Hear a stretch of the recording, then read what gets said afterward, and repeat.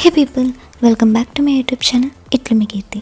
అందరూ ఎలా ఉన్నారు? నేనైతే చాలా బాగున్నాను. సో ఈరోజు వీడియోలోని గుత్తి వంకాయ కర్రీ ఎలా ప్రిపేర్ చేసుకోవాలో చూసేద్దాం. అంతకన్నా ముందు మీరు కనుక నా ఛానల్ ఫస్ట్ టైం చూస్తున్నట్టయితే నా ఛానల్ని సబ్స్క్రైబ్ చేసుకోండి. So let's get in to the video. ఒక ప్యాన్ పెట్టుకొని అందులో కొంచెం పల్లీలు, ధనియాలు, జీలకర్ర, దాల్చిన చెక్క, లవంగాలు అండ్ జీడిపప్పు వేసుకొని మంచిగా ఫ్రై చేసుకోవాలి.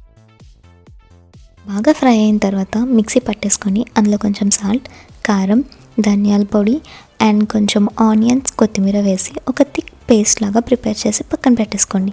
ఇప్పుడు వంకాయల్ని మంచిగా కడిగి పెట్టుకుని బాగా కట్ చేసుకోవాలి. ఇప్పుడు ఆ వంకాయలోని ఈ పేస్ట్ ఏదైతే మనం ప్రిపేర్ చేసామో దాన్ని ఫిల్ చేసుకొని మిగిలిన పేస్ట్ని పక్కన పెట్టుకోండి.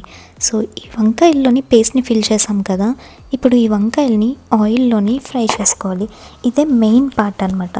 మనం వంకాయలు ఎంత బాగా ఫ్రై చేసుకుంటామో కర్రీ అంత మంచి టేస్ట్ వస్తుంది.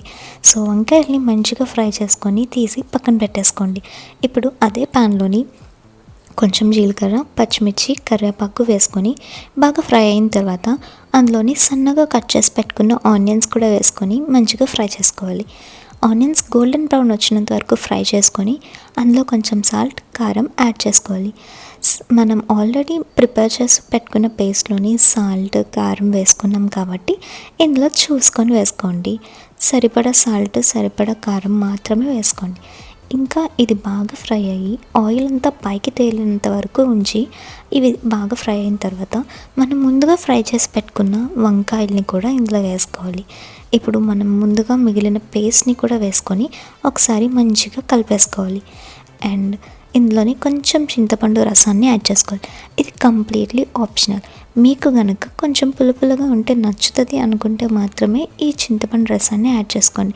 ఆర్ఎల్స్ మీరు కొంచెం వాటర్ని యాడ్ చేసుకొని కర్రీని ఉడికించేసుకోవచ్చు.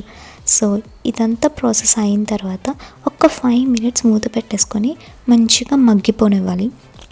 వంకాయలు బాగా మగ్గిన తర్వాత గ్రేవీని బట్టి మనం కర్రీని ఉంచుకోవాలన్నమాట. సో గ్రేవీ మరీ థిక్గా ఉండకూడదు, అలానే మరీ వాటరీ కన్సిస్టెంట్గా ఉండకూడదు. గ్రేవీ ఎంత కన్సిస్టెంట్గా ఉంటే మనకి టేస్ట్ అంత బాగుంటుంది అనమాట. సో గ్రేవీ మంచిగా వచ్చిన తర్వాత అందులోని లాస్ట్గా గరం మసాలా కొంచెం అండ్ కొత్తిమీర కొంచెం వేసుకొని మంచిగా గ్రేవీ దగ్గర పడినంత వరకు ఉంచేసి తర్వాత ఆఫ్ చేసేసుకోవడమే. అంతే, టేస్టీ గుత్తి వంకాయ కర్రీ అయితే ప్రిపేర్ అయిపోతుంది. మీకు కనుక నచ్చినట్టయితే నా వీడియోని లైక్ చేసేయండి అండ్ మీరు కూడా మీ ఇంట్లో ట్రై చేసి టేస్ట్ ఎలా ఉందో కమెంట్ చేసి చెప్పండి. ఇలాంటి మరెన్నో వీడియోస్ కోసం నా ఛానల్ని సబ్స్క్రైబ్ చేసుకోండి.